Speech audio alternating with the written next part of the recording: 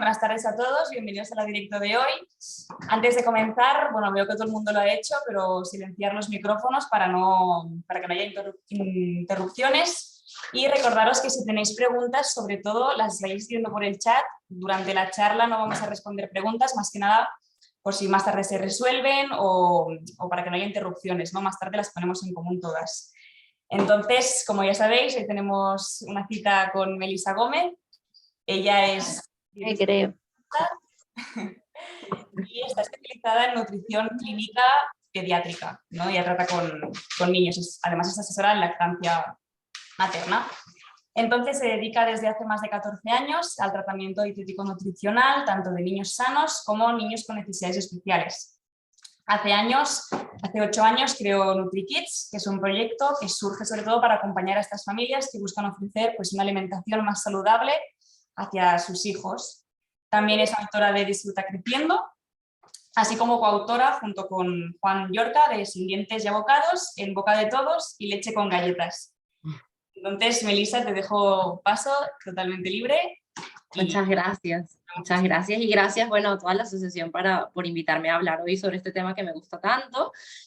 Pues yo quiero, como ya saben, el tema que hoy nos reúne va a ser hablar sobre la lactancia materna cuando el bebé es intolerante a la lactosa, presenta intolerancia a la lactosa o presenta alergia a la proteína de leche de vaca, que sabemos que son dos entidades completamente diferentes, pero que a veces dan pie como a alguna confusión o a que se malinterpreten ciertas cositas, y eso es lo que queremos también que hoy quede súper claro, ¿no? Por eso, si al final de toda primero voy a hablar sobre la intolerancia a la lactosa, y luego voy a hablar sobre la alergia a la proteína de leche de vaca. Si finalmente ustedes notan que hay algo que no queda resuelto, pues ahí está el chat para dejar la duda y lo vemos sin problema. Vamos a ir como desde lo más básico a luego las situaciones, ¿no? que se pueden dar y los diagnósticos que puede haber y cómo se abordarán esos diagnósticos según la evidencia con la que contamos hoy. Sabemos que la lactosa es principalmente un tipo de azúcar, un tipo de carbohidrato, es un disacárido formado por la unión de glucosa y galactosa, ¿no? Estas dos piezas, estos dos azúcares se unen y necesitamos a la lactasa, que es la enzima que nos va a ayudar a romper esta unión y a que nuestro cuerpo finalmente pueda absorber este azúcar, que es el que va a utilizar como fuente de energía, especialmente cuando somos lactantes, porque es el carbohidrato que está con mayor presencia dentro de la leche materna. Hasta un 90% de los carbohidratos que contenemos dentro de la leche materna, un 90% es lactosa. Imagínense por qué es tan importante pues, hablar sobre este tema, ¿no? Su principal función va a ser la de aportar energía, y es importantísimo, esto es un punto que quiero que quede súper claro también desde ahora en adelante, que en el caso de la lactosa, la cantidad de lactosa que contiene la leche materna es independiente de la dieta de la madre. O sea, da igual si la madre se retira por completo la lactosa de su dieta, porque la lactosa que se forma para la leche materna se forma en la glándula mamaria. Entonces, aunque nosotros no tomemos nada con lactosa, eso en estas situaciones no nos va a ayudar, porque nuestra glándula mamaria igual va a generar esta lactosa que va a contener nuestra leche materna, y esa leche materna la va a recibir nuestro peque. Entonces, importante que tengan desde ya claro que ese tipo de estrategias, si en algún momento les han recomendado con esto en mente, ¿no? Pensando en una intolerancia a la lactosa, retirar el tema de los lácteos, en este caso no nos va a servir, no así, por eso es que les digo la diferencia con las alergias, en este caso alergia a la proteína de leche de vaca, en donde sí va a ser necesario retirar los lácteos de la dieta materna. Importante tener en cuenta que es independiente de lo que coman las madres, y pues también vamos a ir viendo otras generalidades que puede tener, como que por lo menos, como les decíamos, es una fuente de energía. Hasta el 40% de las calorías que aporta la leche materna pueden provenir de este carbohidrato como tal, y la concentración tiende a aumentar a medida que avanzamos en el tiempo, ¿no? De la lactancia. Si el niño ya tiene, por ejemplo, un año y medio, 2 años, normalmente esa leche materna saben que se va adaptando al crecimiento del niño, y como el niño va en algunos momentos a necesitar un poco más de energía porque es un poco más grande, pues simplemente la glándula mamaria tiende a aumentar esa concentración. Pero también es importante tener en cuenta que a medida que nosotros damos lactosa a nuestro intestino, tendemos a estimularlo para producir más lactasa, cuando existe esa posibilidad, ¿no? Que lo vamos a ver ahora según los tipos de diagnóstico con los cuales nos podemos encontrar. Es importante también notar que tiene una actividad máxima al nacer cuando ese nacimiento se da a término y que decliva progresivamente en el tiempo, ¿no? De hecho, solamente algunos adultos toleran la lactosa y vamos a poder evidenciar que es algo pues bastante habitual dependiendo de dónde nos movamos en el mundo, que haya poblaciones enteras en donde más del 50%, más del 70% de la población sea intolerante a la lactosa. O sea, es bastante habitual. En España, si no recuerdo mal, igual luego lo podemos consultar con Julia, con la asociación, estoy segura que ellos deben tener unas cifras que estén incluso mucho mejores, pero si no tenemos mal los datos, yo igualmente todos los datos que les voy comentando los tenemos apoyados por bibliografía y lo que necesiten lo podemos compartir, por supuesto. Estos son de un artículo de LACTAP, que luego les comentaré porque hay algo más que enlazo a este artículo. Estarán alrededor del 15% aproximadamente las personas adultas que en España, que no tienen capacidad para tolerar la lactosa. Pero en Latinoamérica, por ejemplo, estas cifras pueden ser mucho más altas y en otros sitios del mundo también. Entonces es importante tenerlo en cuenta. De hecho, me gustó mucho ese artículo que lo escribió Carlos González, el pediatra, porque comenta que claro, incluso puede tener se puede ver como desde una forma de protección de la lactancia materna desde épocas ancestrales, porque eso garantizaba que la leche materna la iba a recibir el bebé, porque el bebé la toleraba bien. Mientras que el adulto no la toleraba, entonces no se la iba a quitar al bebé, o sea, no iba a quitar al bebé para tomarse la leche materna para, pues, vivir de esa fuente y no tener que ir a buscar otras fuentes de alimentación, porque como le sentaba mal, pues entonces se obligaba a ir a buscar otras opciones. Entonces, hasta desde un punto de vista de esa protección de la leche materna para el bebé, pues tenía sentido que sea justamente en esas etapas en donde presenta una máxima actividad la enzima y luego va decayendo. Entonces, por eso luego vamos a ver que hay intolerancias a la lactosa que pueden ser primarias, que pueden ser secundarias, pero dentro de las primarias está la tardía, la de los adultos, que pueden aparecer alrededor de los 3 años, 5 años, 6, 7, 8, incluso hasta los 12 años puede ser un momento en el que puede debutar para instaurarse hasta la vida adulta, ¿vale? No tiene luego otro tipo de resolución, pero ya lo vamos a ver. Hay que diferenciar de la alergia, porque la intolerancia es al azúcar, ¿vale? La alergia es a las proteínas, y esto implica una serie de cosas que es importante que tengamos en cuenta. Por lo menos en una alergia podemos tener una anafilaxia, ¿no? Una reacción severa a ese antígeno que pueda tener el alimento. Mientras que en una intolerancia normalmente no vamos a tener ningún tipo de reacción tan severa. Podemos tener dolor, podemos tener sí muchas molestias, puede ser muy incómodo, pero posiblemente se puedan tolerar pequeñas cantidades de ese alimento sin que, como puede ocurrir en la alergia a la proteína de leche de vaca, apenas con una gota de leche que se pueda comer o pueda consumir algún peque, ya haya que correr urgencias. En estos casos, pues no suele ser una reacción tan fuerte.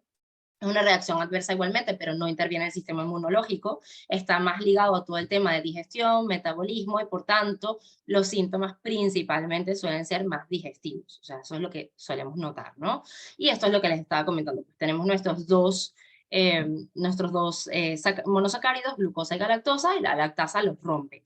Que por eso es importante, o sea, pensar a nivel intestinal que si nuestro intestino no es capaz de absorber la lactosa, que precisamente no se puede, tiene que actuar la lactasa, se tiene que romper y eso es lo que tiene que entrar, nunca va a poder llegar entonces esa lactosa a la leche materna.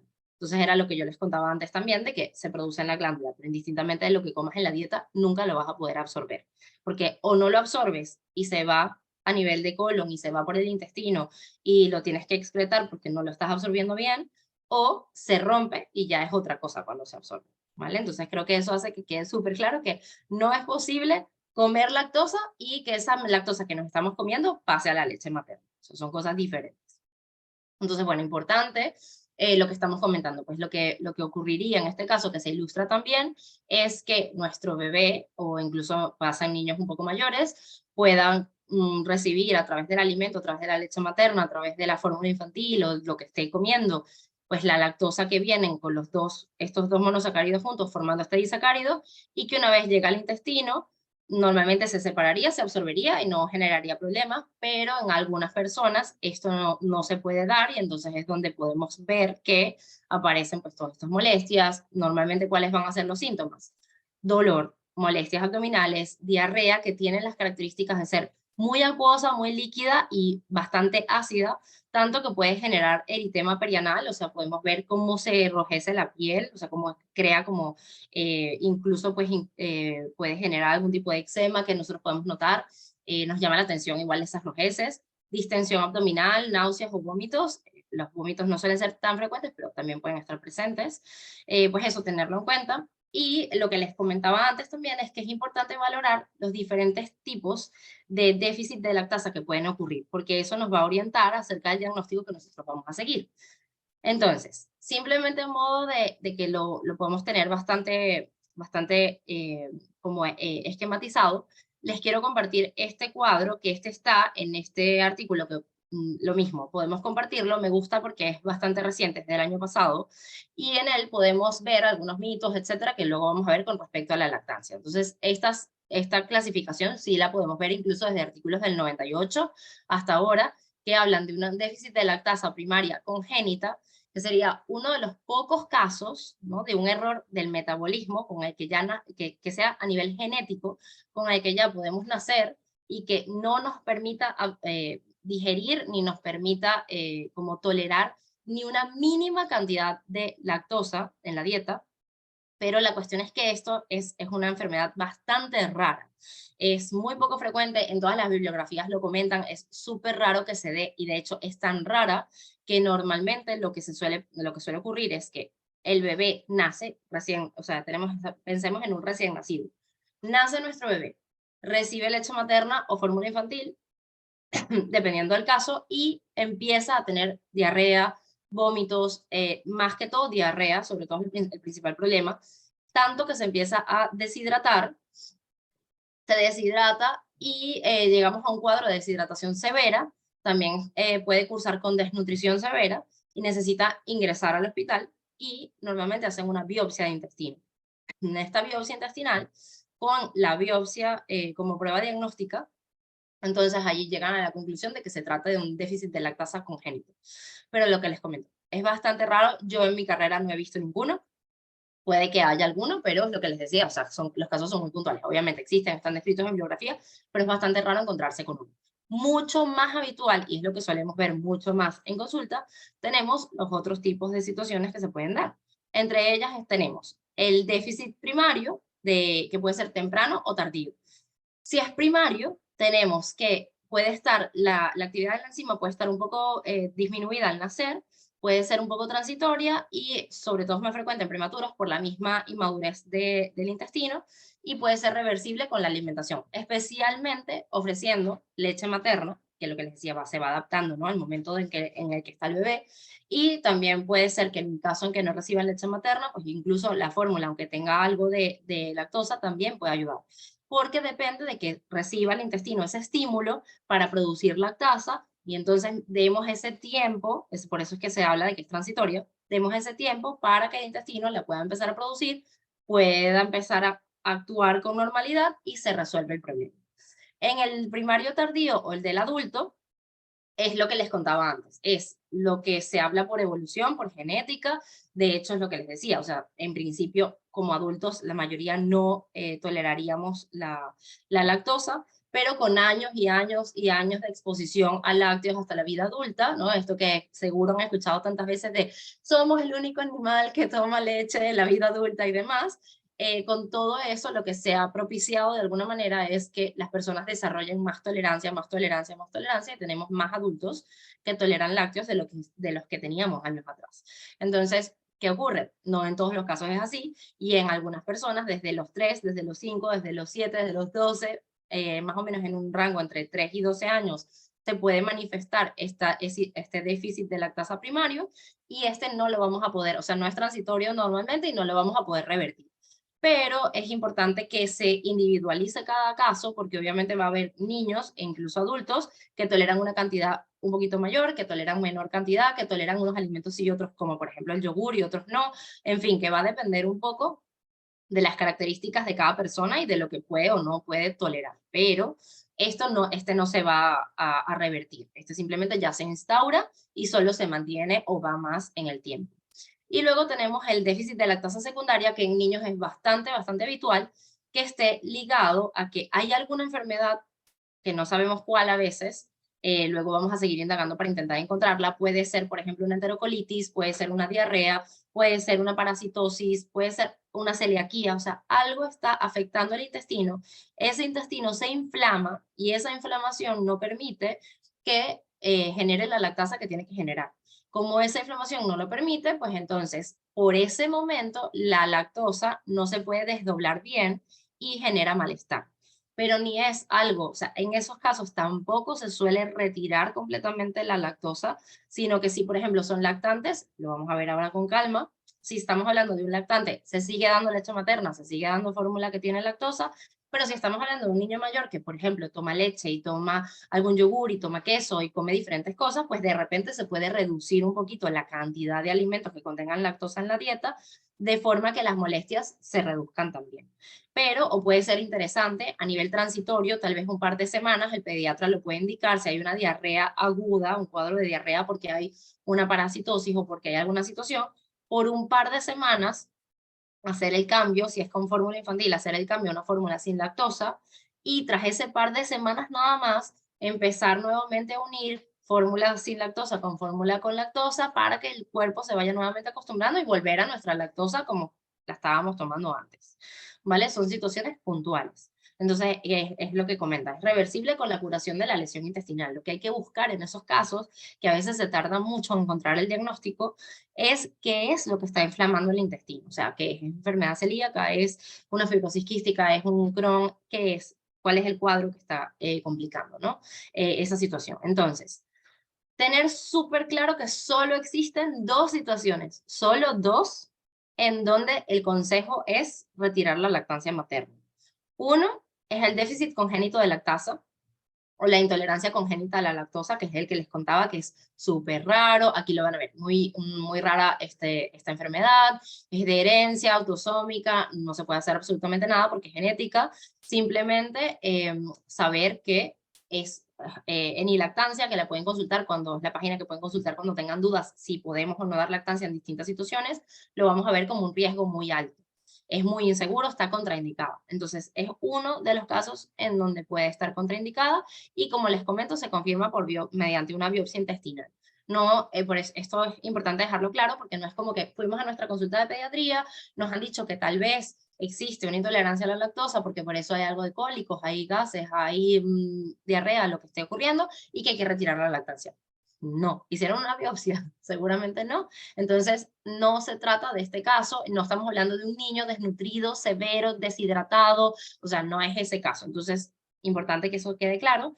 Y el segundo caso en donde va a estar contraindicada la lactancia es en la galactosemia, ¿vale? Que es, ya hablamos de que en este caso sí se desdobla de la lactosa la glucosa, la glucosa y la galactosa no se va a poder absorber, se va a quedar, se va a acumular y va a ser un problema para ese recién nacido, que eso se va a las primeras horas, los primeros días, ya se va a empezar a notar que hay un problema y hay que buscar ese error del metabolismo. Normalmente en el cribaje también se suelen buscar este tipo de cosas, pero si no es que a las horas ya empiezan a mostrar que hay este tipo de problemas. No son cosas que van a pasar 3 semanas, un mes después, 2 meses, 3 meses después. No, esto va a pasar recién inicia la lactancia, horas a días, al máximo una semana. En esa primera semana, cualquiera de estas dos entidades van a aparecer y son los dos únicos casos descritos en los que se retira la lactancia. En el resto, en ninguno se retira la lactancia. ¿Vale?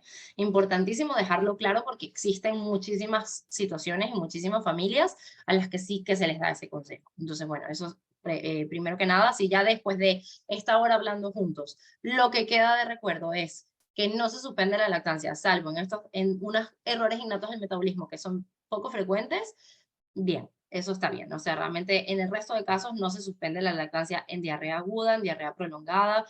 De hecho, se ha estudiado que los niños que reciben lactancia materna que presentan cuadros diarreicos suelen tener menores pérdidas y la diarrea suele durar menos tiempo versus si alimentan, por ejemplo, en la alimentación materna, se ve interrumpida con el tema de los lácteos, le dan fórmulas sin lactosa, le dan otras alternativas, porque imagínense un intestino que ya tolera la lactancia materna, normalmente es el alimento ideal y se suele adaptar muy bien al peque, ya lo tolera súper bien, salvo por este detalle, y vamos a incluir en la dieta una fórmula infantil con una proteína de leche diferente, con otro tipo de cosas diferentes que además puede generar mucho más problema del que realmente estamos intentando como paliar. Entonces, se ha visto que de hecho, aún manteniéndola, tiene más beneficios y que debe ser preservada siempre que sea posible, y que los beneficios en general de la lactancia materna igual van a sopesar. O sea, si lo ponemos en una balanza y vemos que nos compensa más, sí, cambiar, como les decía, por una fórmula sin lactosa,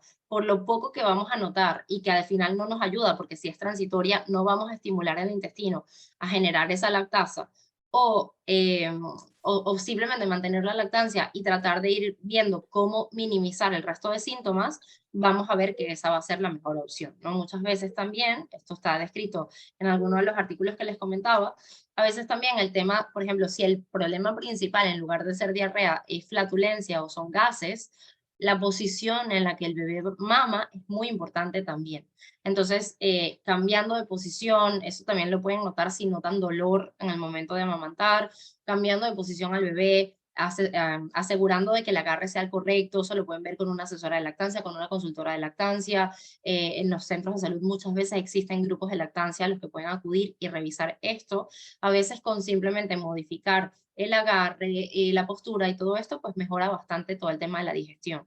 También existe masaje infantil, existen muchas cosas que podemos hacer en ese sentido, pero es importante tenerlo en cuenta porque pueden ser herramientas que pueden hacer todo un mundo de diferencia.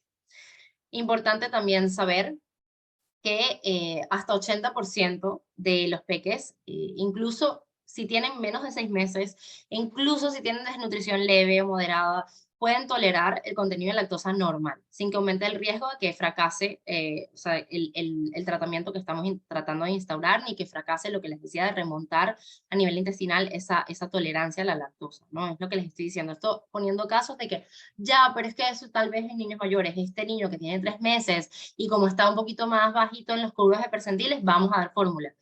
No, todavía no está indicado. La reducción o suspensión de lactosa está indicada únicamente de forma transitoria, que era lo que les decía hace un momento, en lactantes con desnutrición grave asociada a enteropatías graves, ¿vale? Esto de forma transitoria. Cuando vemos que se resuelve la situación, hay que volverla a introducir, ¿vale? Porque es lo ideal es reparar la mucosa intestinal, y al reparar esa mucosa intestinal ya podrían volverla a tolerar. En el caso de las fórmulas infantiles, con reducción de lactosa suelen tener igualmente una pequeña cantidad, y algunas están diseñadas para aliviar algunos trastornos gastrointestinales que también contienen entre 3 a 4 gramos por 100 mililitros. En el caso de la leche materna tiene alrededor de 7. Pero ¿qué pasa? Nunca se deberían diluir, o sea, nunca, si queremos tratar de minimizar lo que les decía al principio, minimizar como la molestia que puede tener nuestro peque al momento de recibir lactancia, no vamos a diluir la fórmula, ni vamos a utilizar agua de arroz, ni vamos a utilizar ninguna otra alternativa, ni un preparado casero, no, nada de esto es seguro. La única forma segura de alimentarlos es lactancia materna exclusiva, esto estoy hablando de menores de 6 meses sobre todo, luego vendrá el tema de alimentación complementaria también, pero lactancia materna exclusiva y fórmulas, o sea, en los casos en los que la lactancia materna no esté, o en que tomen mixta, que también pueden ser, fórmulas infantiles, que si queremos en algún momento podemos utilizar alguna con indicación de pediatría, idealmente, con alguna reducida en lactosa, y en alguna de estas como de momentos que podemos utilizar temporalmente para luego utilizarla la de inicio o la de seguimiento que queramos utilizar, ¿no? Que luego podemos abrir la puerta de ese debate si quieren de inicio o utilizar la tipo 2 o no utilizarla, pero que según la marca sí que se podría intentar valorar. No deberíamos recomendar ningún tipo, y las familias también tienen que estar claras de esto, y aquí hay que hacer como un inciso de, no se debería antes del año, esto sobre todo cuando son lactantes hasta los 12 meses. Ya reciben alimentación complementaria, pueden comer más cosas, pueden recibir alimentos que tuviesen a partir de los 9 meses en Asociación Española de Pediatría y de 6 en Academia Americana de Pediatría, podrían probar lácteos.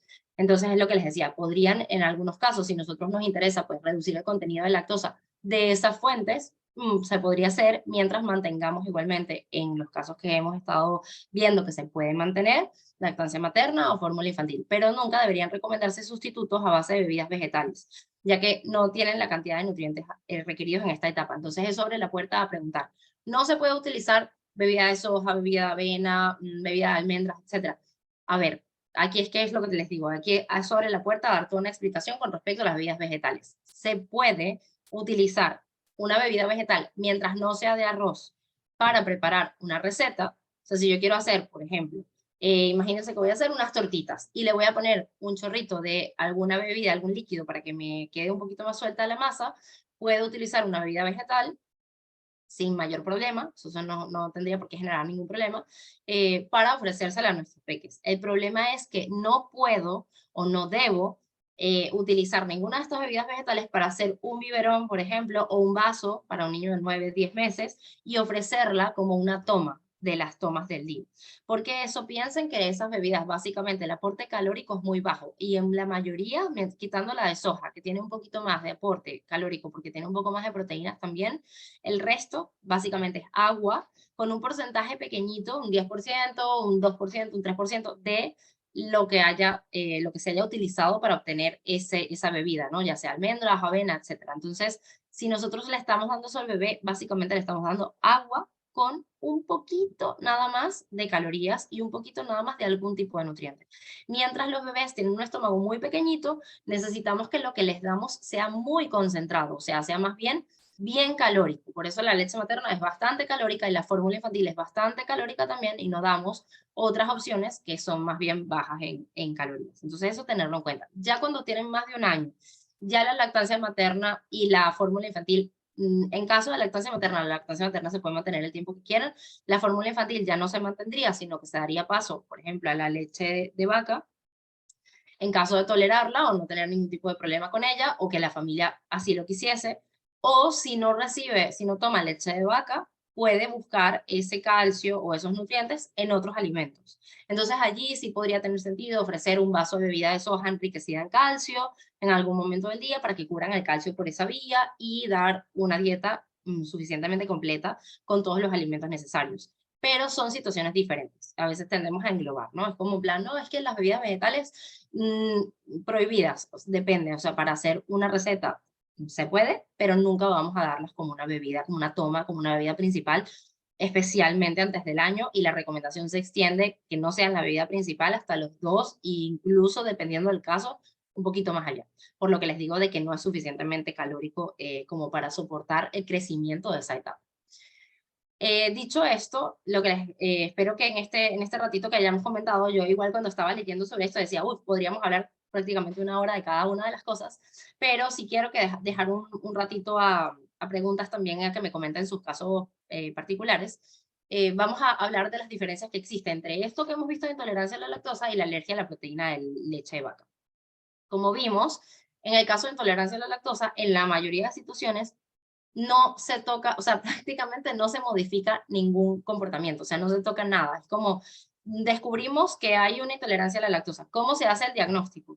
En algunos países, en España es raro que se haga algún tipo de prueba en niños muy pequeños, porque la prueba realmente no va a tener, o sea, si la prueba te dice, sí, hay más, por ejemplo, hay más sustancias reductoras en heces, dices, vale, ok, pero igual voy a seguir dando lactancia materna o igual voy a seguir dando fórmula. Entonces no te va a cambiar el manejo de la patología. Entonces al final no se tiende a indagar mucho en esto. Es como hacer otra prueba que es desde algún punto de vista innecesaria, porque no vas a modificar el curso de acción.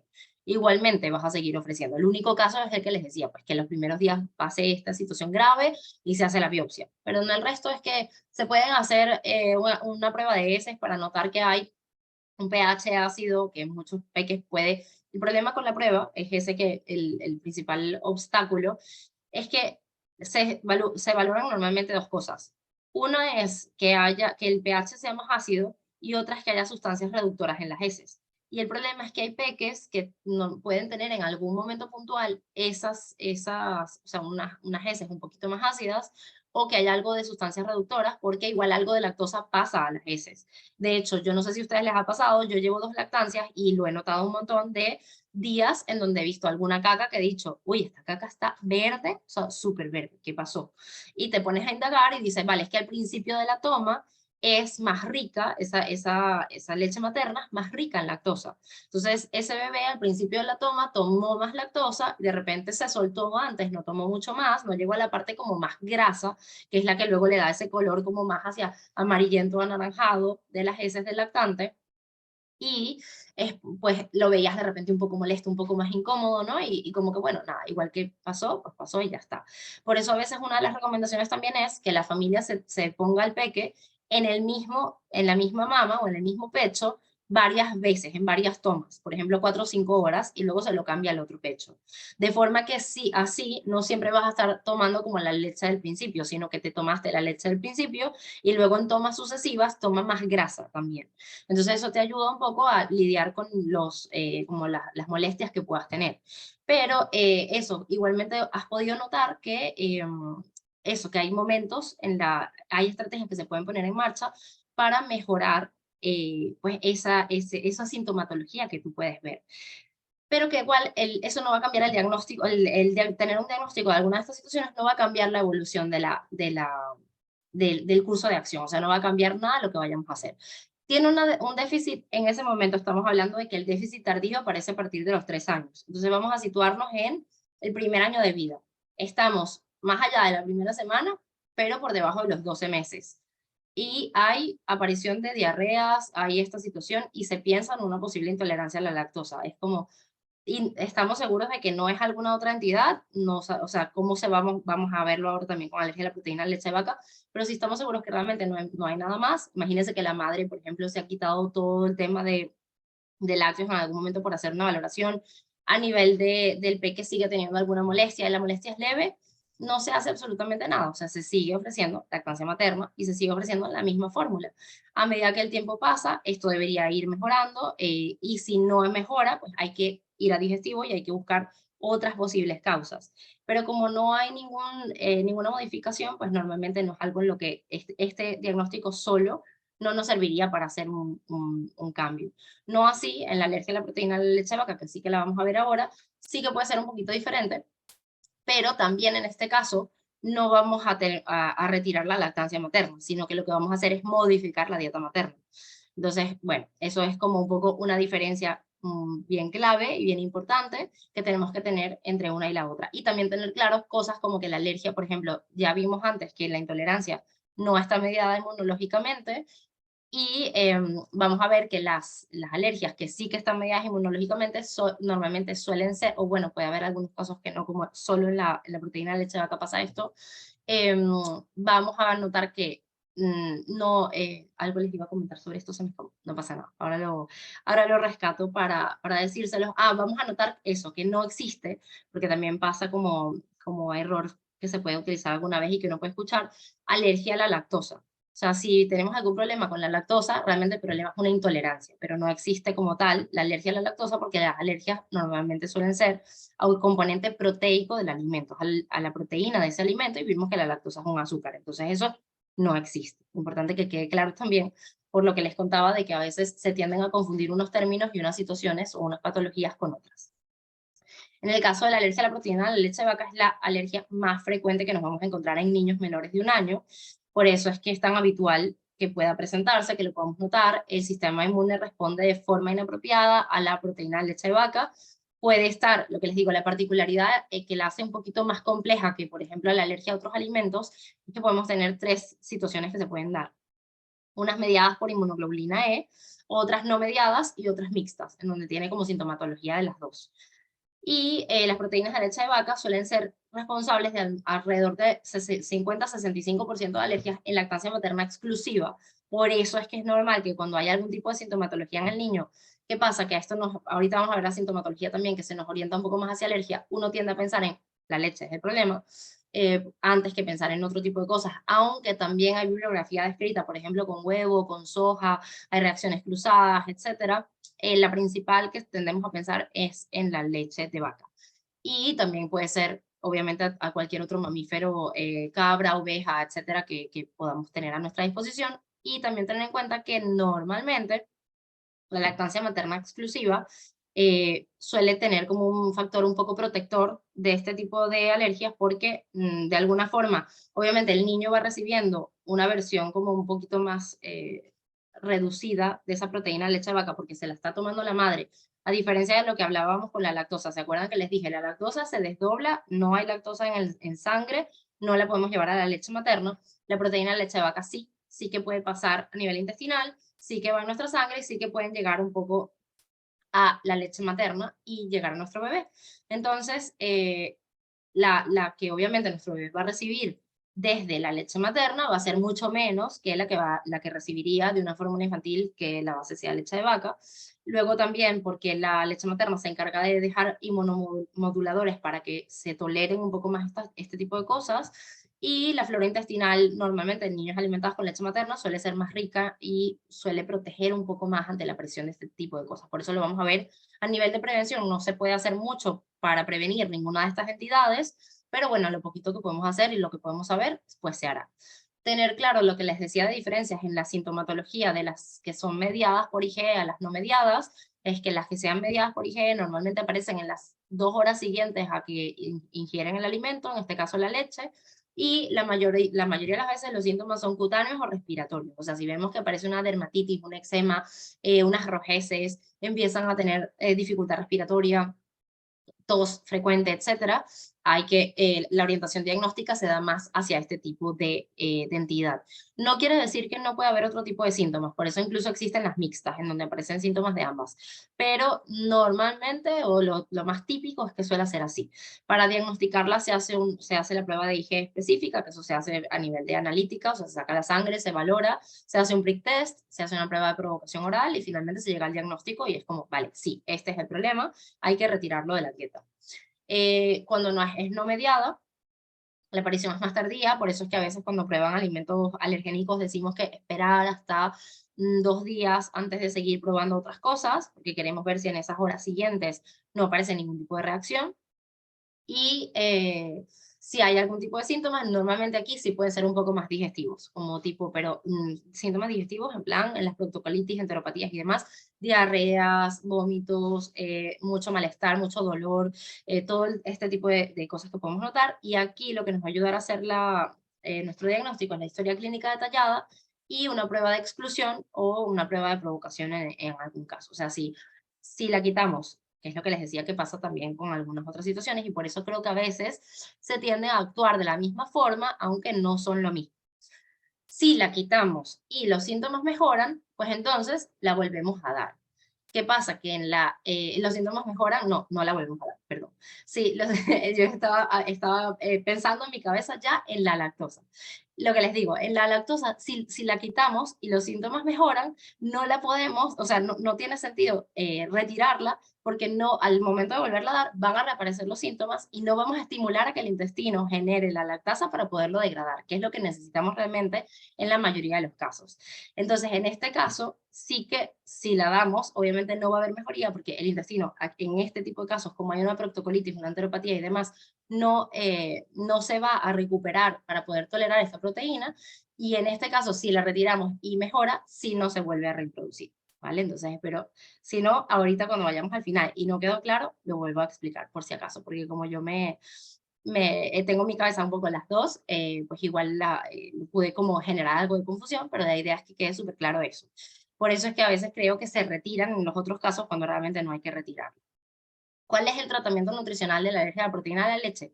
En este caso sí que se hace dieta exenta de lácteos, de proteína de leche de vaca, las caseínas, las seroproteínas y en menor medida otras proteínas presentes en la leche. Si se trata con alergología, muchas veces ellos son capaces de identificar cuál es la proteína responsable de la alergia. Y si se identifica la proteína responsable, podríamos evitar solo esa proteína en los casos, porque existen preparados, por ejemplo, aislados de alguna u otra proteína y se podrían utilizar otro tipo pues, proteína en polvo, o se podrían probar algún otro tipo de alternativas. Pero en general, cuando recién estamos haciendo el diagnóstico, se realiza dieta exenta de proteína de leche de vaca y podemos encontrar diferentes situaciones en función de la edad y del momento en el que haya aparecido la sintomatología. Tenemos un lactante menor de 6 meses alimentado con leche materna y aparece la sintomatología, la recomendación aquí si se hace dieta exenta de lácteos en la madre, y si la sintomatología persiste, hay que valorar otros alérgenos, como el huevo, como la soja, ir valorando alérgenos que pueden ser, si no hay otro tipo de entidad que pueda explicar por qué existe esta sintomatología. Si los síntomas aparecen cuando, imagínense que el peque tiene, lo que les decía, 3 semanas, un mes, etcétera, no va ganando tanto peso y entonces se decide, como hacen en algunos casos, que no digo que esté bien, pero es una práctica habitual, lo ideal sería tratar de estimular que haya más lactancia, pero bueno, a veces se tiende a recurrir a que se incluya un suplemento, aunque también lo que les digo, también habrá que valorar de forma individual, pero en algunos casos sí que se incluye algún tipo de suplemento, y el momento en que se da la suplementación con fórmula, allí aparece la sintomatología. En ese caso, no suele ser necesario que la madre haga dieta exenta de lácteos porque venía dando su lactancia sin mayor problema. El problema vino con el suplemento. Entonces se retira el suplemento y se mantiene la lactancia como estaba, y se podría probar si se va a utilizar un suplemento, en ese caso una fórmula hidrolizada. Y si el lactante está alimentado con fórmula infantil, en ese caso sí habría que cambiar a una fórmula especial como extensamente hidrolizada. En algunos casos muy severos habría que irse a una fórmula elemental.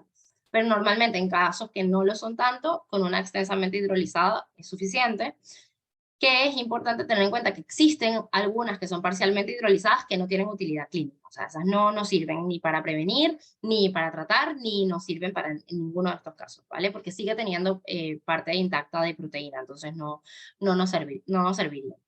Podría valorarse, por ejemplo, el tema de proteína de arroz en algunos casos, pero el resto, pues ya básicamente sería pues este tipo de forma de actuar. Luego, evitaríamos todo este tipo de alimentos y más, y productos.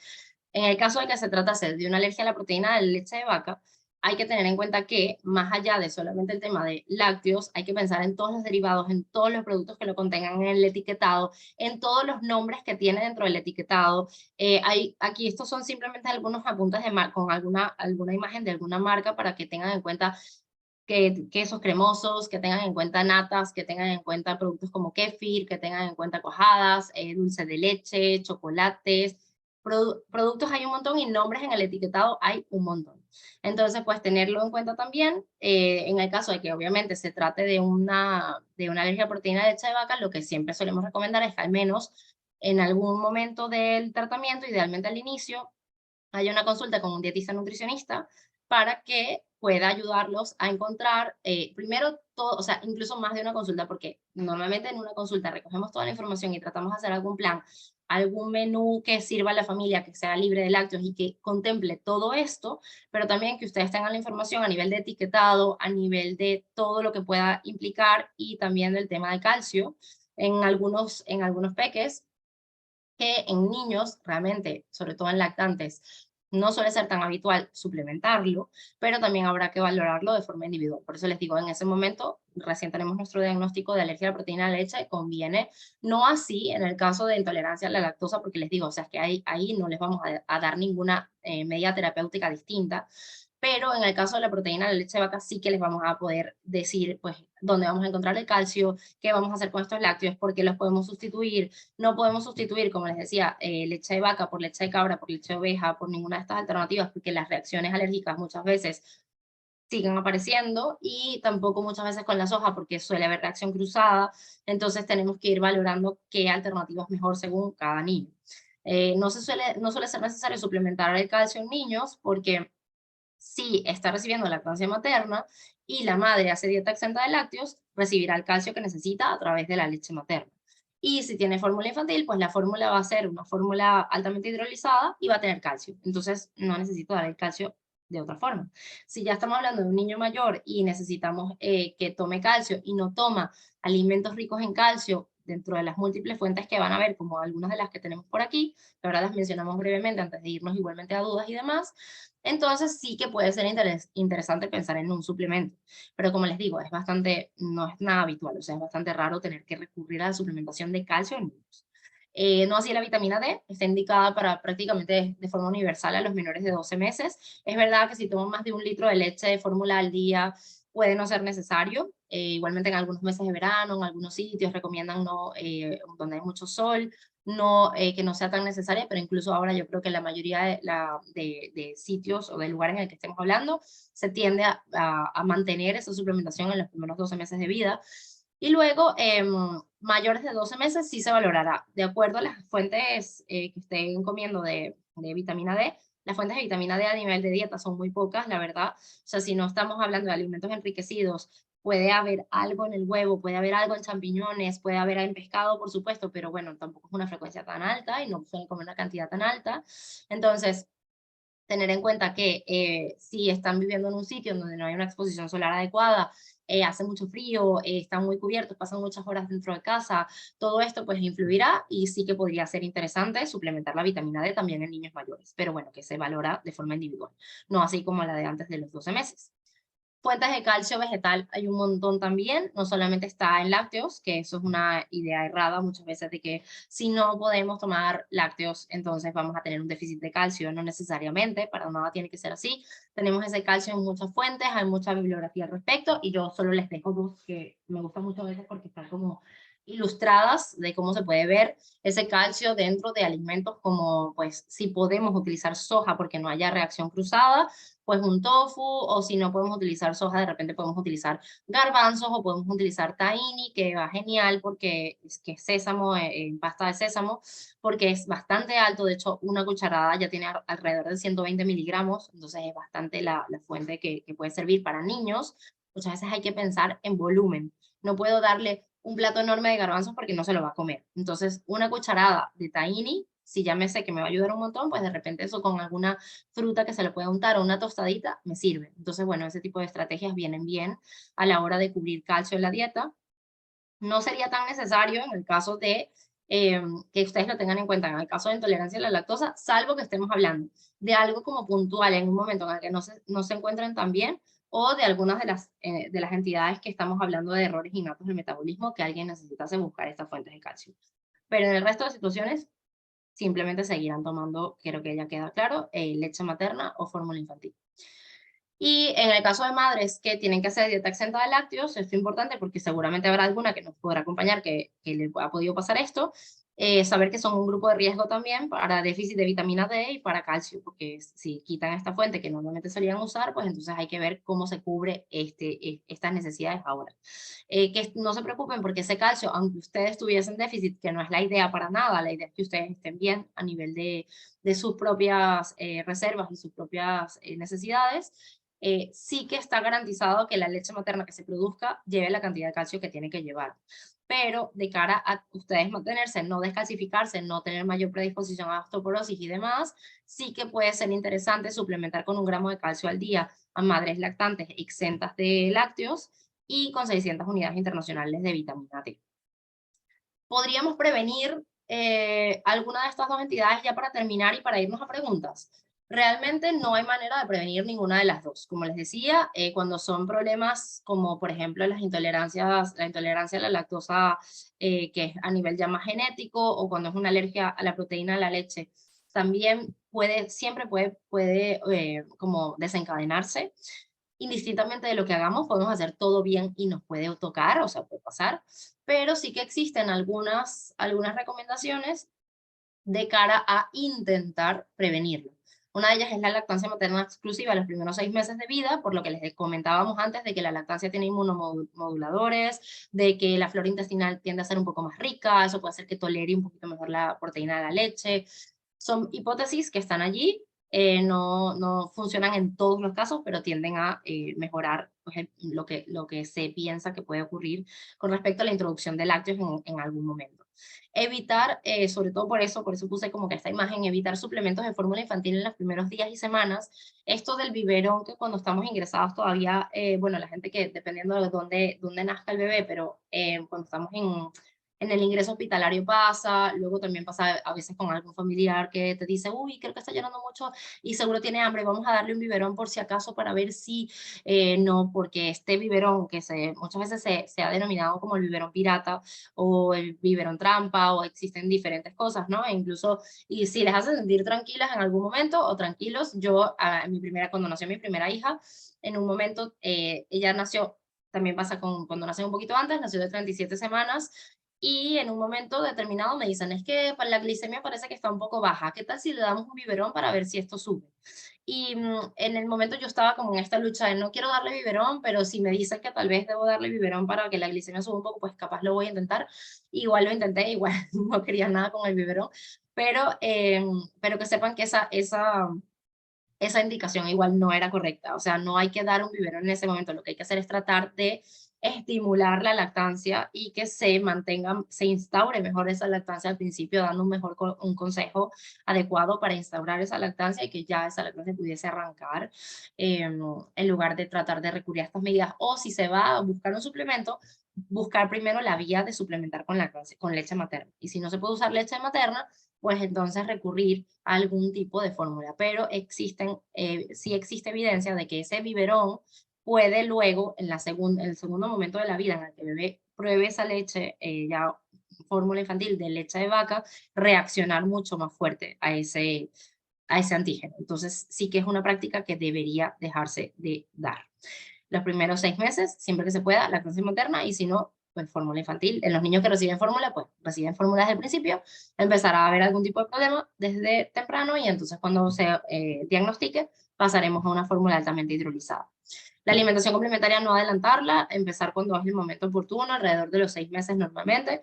No utilizar fórmulas parcialmente hidrolizadas porque les digo, no sirven para prevenir, no sirven para tratar, no tienen ninguna indicación en estos cuadros. Y no hacer ningún tipo de dieta de exclusión en el embarazo, bueno, como estoy embarazada, me voy a quitar lácteos porque puede proteger al bebé luego de una alergia, de una intolerancia, no sirven de nada. Entonces, comer como normalmente suelen comer en el embarazo sin problema, eso no les va a hacer más o menos predispuestos a tener alguna de estas situaciones.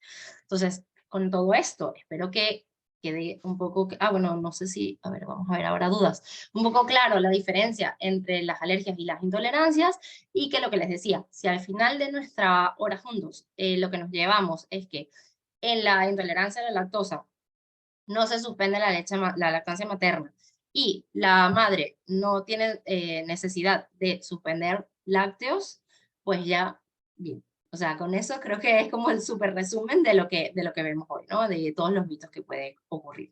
Entonces, si quieren, pues podemos aprovechar de hacer las dudas que tengan de las personas que están presentes y quien no, pues me imagino que luego capaz las puede dejar y se pueden responder. A ver, Perfecto. yo lo puedo ver aquí. Ah, ¿lo puedes ver? Perfecto. Sí, si quieres, si no sé si... No, sí, sí, adelante. Vale. Vanessa. Entonces, Vanessa comentó, buenas tardes, mi bebé de 4 meses alimentado con lactancia materna exclusiva, le diagnosticaron posible alergia a proteína de leche de vaca hace casi 2 meses. A las 3 semanas de retirar de mi alimentación la leche, los síntomas mejoraron. En su caso era rechazo a las tomas y bajo aumento de peso. Ok. Hoy me han recomendado meter de nuevo lácteos en mi alimentación para ver qué pasa, lo cual va un poco en contra de lo que comentas. Vale, pero quieren hacer una provocación. Además, desde que empezó ese rechazo a las tomas, rechaza el pecho, por lo que tengo que hacer alimentación diferida. ¿Cuánto tiempo de esperar para valorar la reintroducción de lácteos del bebé si tiene de verdad alergia a la proteína de leche de vaca? Vale, una cosa es que el tratamiento sea mantener el antígeno, o sea, fuera de la dieta, o sea, hacer la dieta exenta y ya está. Y otra cosa es que ellos quieran, a nivel de que pediatría o de digestivo, si te está llevando digestivo, quieras valorar en un momento, sí, porque fíjate, los síntomas no eran demasiado graves. Si los síntomas no son demasiado graves, a veces ellos quieren valorar, como eso en muchas ocasiones se tiende a superar, hay muchos bebés que superan la alergia pasados semanas, meses, años incluso, y hasta el 90% de los niños tiende a superar la alergia a la leche de vaca antes de los 6 años. O sea, es una cuestión que normalmente puede pasar en un momento y luego a nivel que el intestino madura, ya no hace falta pues ser tan restrictivo.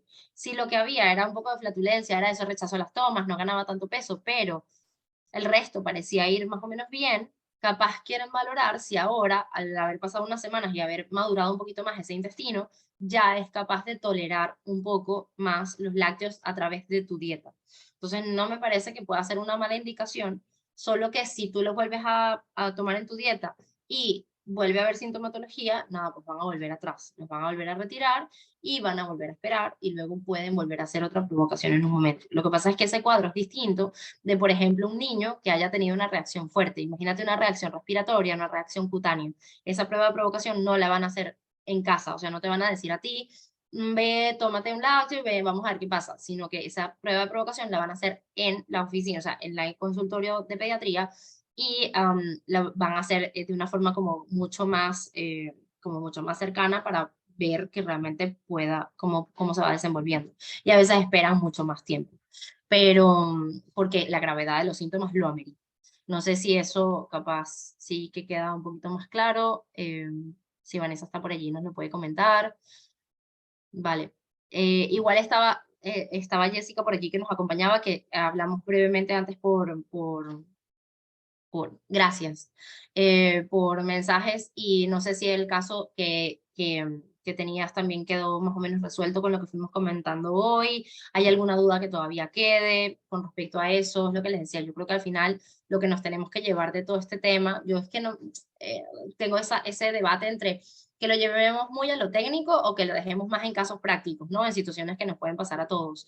Pero bueno, que es importante también conocer las bases y por qué ocurre y cuáles son los diferentes tipos que hay y tal, y por eso se los comentaba. Pero al final yo creo que lo importante es que tengamos claro que las situaciones en donde realmente hay que suprimir la lactancia son muy limitadas, no está justificado que las quiten, haya tantas consultas en donde digan, hay que retirar la lactancia, hay que buscar una fórmula, hay que tomar una fórmula sin lactosa, cuando realmente casi ningún caso tiene por qué ser así. Pero bueno, que sigue pasando. Entonces, bueno, para eso está lo que les decía. Aparte de este tipo de situaciones, de ese tipo de encuentros y cosas que gracias a DILAC por hacerlos posible, tenemos materiales que nos pueden apoyar. Entonces, igual te voy a dejar, Julia, como todos estos que yo comenté, el de LACTAP, que les comenté que está súper bien. También está hay varios de Asociación Española de Pediatría y demás, hay algunos más viejos, como lo que les decía, el de Asociación Española de Pediatría, hay un artículo del 98, pero este de Archivos Argentinos es del 2022, entonces bueno, que tenemos como diferentes bibliografías para en caso tal, que realmente también entiendo que no es la idea, pero a veces nos toca, de que en caso tal de que nuestro pediatra no nos comente esa opción, pues nosotros acercarnos como, oye, mira, es que he visto este tipo de situación, entonces no me sentiría como retirando la lactancia, yo quiero mantenerla, ¿qué podemos hacer? ¿Cómo lo podemos valorar? Y pues qué se puede hacer, ¿no? Y también a veces es incómodo pasar por eso, pero a veces también a través de ese tipo de situaciones es cuando se propicia que esos consejos cambien. Entonces ya la próxima familia capaz no le van a decir eso, sino que les van a decir, mira, no, hay, puedes seguir dando lactancia y todo esto. Entonces me comentas que tu hijo tiene alergia a la proteína de leche de vaca y lo peor es que ha sido más radical, no comes carne roja ni panes. Claro, es que es verdad que cuando tienes alergia a proteína de leche de vaca, hasta la mínima cantidad, la carne roja en principio, si no hay, en principio la podrías tomar. En muchos casos se puede tomar, algunos casos muy poquitos sí que es extensa, incluso hasta la carne. Pero, claro, entiendo perfectamente tu miedo. Y lo que te digo al principio es que yo siento que es normal querer hacerlo como lo mejor posible y que la leche está sin que nosotros nos demos cuenta, porque puede aparecer como caseinato, ¿sabes? Caseínas, proteínas de suero, tiene tantos nombres a nivel de etiquetado que a veces da un poco de miedo pues llevarte algo a la boca que digas y esto no sé si puede hacer algo que luego le va a sentar mal, ¿no? Por eso a veces también les digo que también mientras menos etiquetas normalmente tengamos que leer, nos simplificamos un poquito la vida en ese sentido y mejor porque si vamos a hacer, me invento un plato cualquiera, si vamos a hacer por ejemplo, si comemos pescado, un pescado fresco al horno con patatas y con verdura, pues no tenemos que leer etiquetado allí. Pero bueno, que sí, entiendo que en el día a día pues hay muchas cosas que sí que pueden contener leche, o pueden contener trazas de, o pueden tal, y que sí que se nos vuelve un poco engorroso el seguimiento de la dieta. En alergia a la proteína de leche de vaca sí que puede haber anafilaxia. Entonces, en casos, o sea, sí que puede haber reacciones muy severas. Entonces, sí, tu peque tuvo en algún momento sintomatología respiratoria que se pasa fatal o mucha sintomatología cutánea que vaya más por mediadas por IgE, pues entonces es normal tener bastante cuidado con lo que nos llevamos a la boca, ¿no? Pero bueno, lo que te digo, también es, uno está como muy inmerso en lo que no, es más como también, para eso es ideal, si tienes la oportunidad en algún momento, de que vayas y visites a un dietista nutricionista. Obviamente yo tengo que declarar conflictos de interés porque yo soy dietista nutricionista y obviamente yo te lo voy a decir, pero es que me parece que al final sí que puedes dedicar mucho más tiempo a poder ver todo lo que sí, todo lo que no, y que te dé tranquilidad para afrontar tu día a día, porque si no sí que podemos vivirlo con mucha ansiedad y no es la idea, ¿vale? Porque es mucho más lo que sí que lo que no, eso también. Todas las frutas, todas las vegetales. ¿Hacemos alguna más? A ver. Vale, ok, Muy vale. bien, no Sí, sé si hay alguna duda más. no sé si queda alguna más. Gracias a ti, Jessica. Igual sí, o sea, es que es normal que a veces eso tarde meses. Por eso les digo, a veces los diagnósticos no son tan rápidos como nos gustaría. Igual cuando hay algunas enterocolitis o algunas situaciones como celiaquía, a veces se tarda mucho tiempo en llegar a un diagnóstico y mientras tanto solo vamos notando que hay malestar, que nuestro pequeño gana peso, todo esto va pasando y empezamos a quitar cosas, pero es importante no quitar, o sea, no retirar por cuenta propia grupos de alimentos sin nosotros tener un diagnóstico ni sin saber qué está pasando, que es más el daño que podemos hacer que lo que realmente puede ser beneficioso. Por ejemplo, en este caso, lo que les decíamos con la lactosa, retirar alimentos que contengan lactosa o la leche materna o fórmula con lactosa, solo puede hacer que nuestro intestino ya no haga más lactasa. Entonces al final no nos va a ayudar en nada. Entonces pues en ese caso mejor dejarlo. Vale, vale, pues espero que ya vaya mejor y que... Vale, muy bien, Melissa, veo que no hay más dudas por aquí. Así que, nada, muchas gracias por A ponerte en ustedes. contacto y hacer la charla. Ha sido muy interesante por mi parte, muchas cosas que no conocía. Vale, Así muchas que gracias. muchísimas gracias por todo. Y nada, si no hay más dudas, cerramos aquí. Gracias.